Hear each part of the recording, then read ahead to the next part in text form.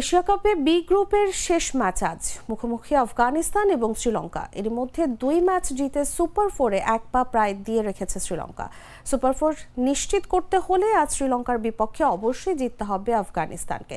তবে এই ম্যাচের সঙ্গে জড়িয়ে রয়েছে বাংলাদেশের ভাগ্য, কারণ আফগানিস্তানের জয় মানেই বাংলাদেশের বিদায় নিশ্চিত হয়ে যাওয়া, যে কারণে নিশ্চিতভাবেই বাংলাদেশের ক্রিকেট প্রেমীরা আজ শ্রীলঙ্কার সমর্থক।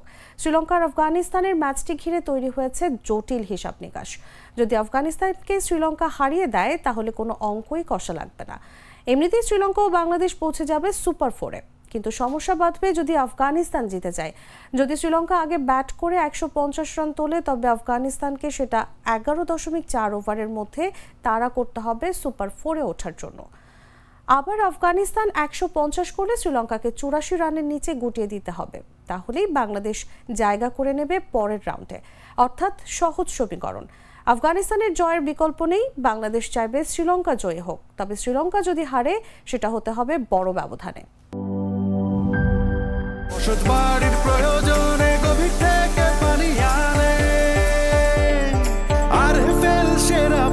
সবাই তো সেটা জানে, অন্তরলেই পানির তুফান। আরএফএল পাম্প ঝামেলার অবসান।